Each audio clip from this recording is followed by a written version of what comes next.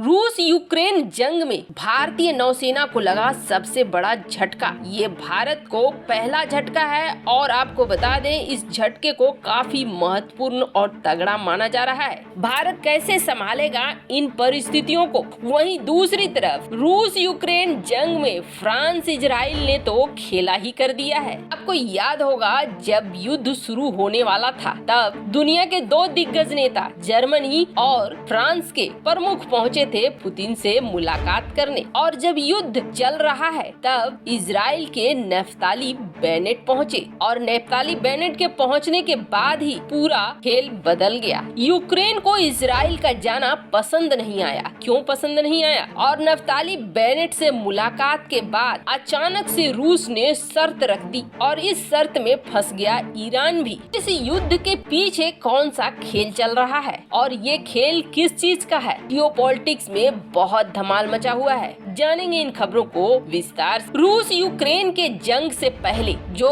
दो बड़े बड़े नेता पहुंचे थे, बड़े बड़े टेबल में लंबी बातचीत करके आए थे। रूस के राष्ट्रपति व्लादिमीर पुतिन संग फ्रांस के राष्ट्रपति इमैनुअल मैक्रोन, और दूसरे थे रूस के राष्ट्रपति व्लादिमीर पुतिन के साथ जर्मनी के चांसलर ओलाफ स्कॉल्च। ये दोनों जब मीटिंग करके बाहर निकले, इन्होंने कहा कि हम चाह रहे हैं दोनों के समस्या यानी यूक्रेन और रूस की समस्या का शांतिपूर्ण समाधान हो। हम यही बात करने आए थे। लेकिन बीच में ये कटोरा खान पहुंचा और कटोरा खान को तो खुद भी नहीं पता कि वो क्यों गया था या उसे क्यों बुलाया गया था, और ऊपर से इसने ये कर दिया कि निकलते ही मीडिया में ये कह दिया हम रूस के साथ अपने मल्टी डायमेंशनल संबंध बढ़ाएंगे, हम आगे बढ़ेंगे। जो इस वक्त कहना खतरे से खाली नहीं था और उसका परिणाम भी इमरान खान को मिलने लगा। लेकिन इस जंग में फ्रांस ने अब बड़ा खेल ऐसे कर दिया है कि फ्रांस के कई न्यूक्लियर प्लांट चलते हैं। वैसे आपको बता दें ये प्लांट्स हैं यूक्रेन के, लेकिन फ्रांस की मदद से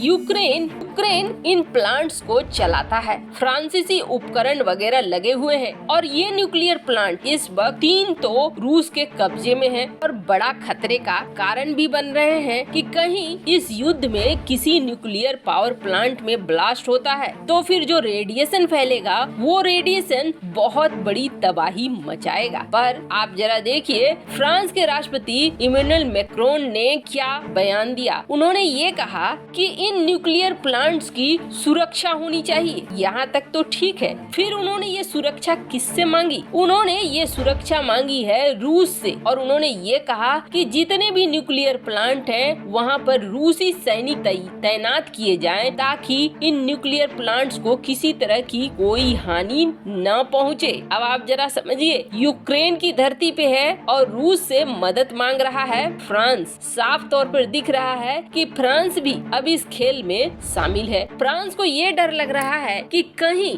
ये जो षड्यंत्र चल रहा है इस षड्यंत्र में कोई तीसरा आकर इन न्यूक्लियर प्लांट्स में ब्लास्ट करवा दे और दोष लग जाए रूस के ऊपर। फ्रांस ऐसा नहीं चाह रहा है। आखिर वो तीसरा कौन है इसका अंदाजा तो आप लगा ही सकते हैं, जो इस जंग में पर्दे के पीछे खड़ा है। फ्रांस ने जो मांग की है वो मांग कुछ ऐसी है जैसे कि भारत पाकिस्तान में लड़ाई हो रही हो और पाकिस्तान में भारतीय सेना घुस रही हो और अमेरिका ये कह रहा हो कि हमारे देश की सुरक्षा अब भारतीय सैनिक करेंगे और भारतीय सैनिकों से मदद मांग रहा हो। कुछ वैसा ही हो रहा है इस वक्त यूक्रेन के अंदर। वहीं दूसरी तरफ दूसरा बड़ा झटका अमेरिका को लगा और ये झटका दिया है इजराइल ने। इजराइल अमेरिका का सहयोगी है, लेकिन अचानक से नेफ्ताली बेनेट जंग के बीच पहुंच जाते हैं पुतिन से मिलने। 2.5 घंटे की मुलाकात होती है और ये मुलाकात बहुत गहरी दिखती है, लेकिन यूक्रेन इससे खुश नहीं है। यूक्रेन भारत के पीएम मोदी के साथ एक फोन कॉल से खुश हो जाता है, लेकिन यूक्रेन इजराइल के वहां जाने से खुश नहीं है। उन्होंने नेफ्ताली बेनेट का नाम मेंशन भी नहीं किया। उन्होंने सिर्फ यही कहा कि हाँ इजराइल गया है,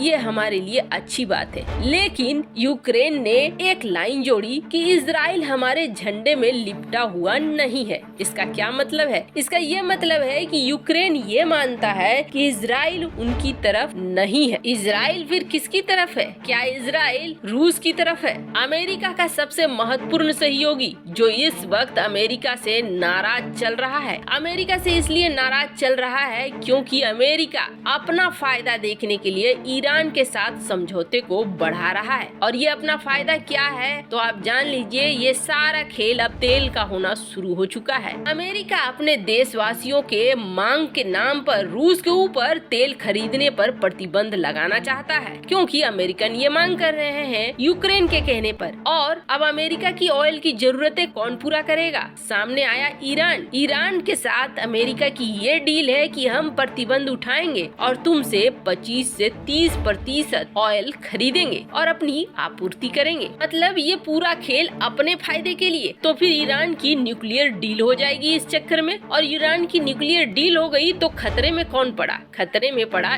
इजराइल। इसी वजह से इजराइल के प्रधानमंत्री नफ्ताली बेनेट तेजी से पहुंचे पुतिन के पास और पुतिन से 2.5 घंटे की मुलाकात के बीच रूस ने तुरंत एक शर्त रख दिया अमेरिका के सामने और कहा कि ईरान के साथ जो डील कर रहे हो उस डील में अगर ईरान और रूस के व्यापार में तुमने किसी तरीके का प्रतिबंध लगाया तो ये तुम्हारे लिए सबसे बड़ा खतरा होगा। और पुतिन के इतना कहने के बाद ईरान थोड़ा सहम गया है। ईरान ये कह रहा है कि अब पहले पुतिन की बात सुनो, इस समस्या को हल करो, तभी ये डील आगे बढ़ेगी। यानी नफ्ताली बेनेट का रूस जाना सफल रहा। हालांकि ईरान मानता है कि ये अचानक से एक पॉइंट है जो निकल कर आया है, ये डील को आगे होने में रोक रहा है। ये तो चल रहा है पश्चिमी देशों और रूस के बीच, लेकिन अब इस मामले में भारत इस जंग से ज्यादा दूर नहीं है, क्योंकि इस बार भारतीय नौसेना यूक्रेन के निशाने पर आ गई है। वो कैसे? तो आपको बता दें, भारत की जो नौसेना है, जो नेवी शिप है, उसके इंजन का बड़ी संख्या में यूक्रेन से मंगाए जाते हैं और यूक्रेन के इंजन ही लगाए जाते हैं। अभी ये स्थिति हो गई है कि युद्ध शुरू हो चुका है और इस युद्ध के बीच में यूक्रेन इंजन भेज नहीं पा रहा है और यूक्रेन के इंजन नहीं आने से भारतीय नेवी थोड़ी परेशान हो रही है और आगे भी ये समस्या बड़े होने के ज्यादा चांसेस है। भारतीय नेवी के 34 वॉरशिप हैं, जिसमें यूक्रेन के इंजन लगे हुए हैं। जोरिया मेस्पोरोक यूक्रेन की कंपनी जोरिया बनाती है इन इंजन को। कंपनी के 136 टरबाइन इंजन लगे हुए हैं भारत के नेवी के अलग अलग प्लेटफॉर्म में। इसके पूरी पार्ट्स और कंपोनेंट्स ये आते हैं यूक्रेन से। भारतीय इंजन्स को इनके पार्ट मिलने में दिक्कत हो रही है और समस्या ये है कि अगर रूस यूक्रेन का अधिग्रहण कर लेता है, कब्जा कर लेता है, तो भी भारत का संकट हल नहीं होने वाला है, क्योंकि नए पार्ट्स के लिए, नए इंजन के लिए प्रतिबंधों का सामना करना पड़ सकता है। खैर, अब इसके लिए समस्या ये है कि जो कंपार्टमेंट बने हैं वो यूक्रेन इंजन को ध्यान में रखकर बने हैं, इसलिए इस समस्या का निदान होना बेहद जरूरी हो जाएगा। वैसे ऐसा अंदाजा किया जा रहा है कि भारत इसका निदान निकाल ही लेगा। आपको क्या लगता है? क्या भारत प्रतिबंधों के बावजूद अपनी नौसेना के लिए रूस से हथियार लेता रहेगा? कमेंट कर राय जरूर बताएं। जल्द मिलते हैं अगले वीडियो में नई खबर के साथ।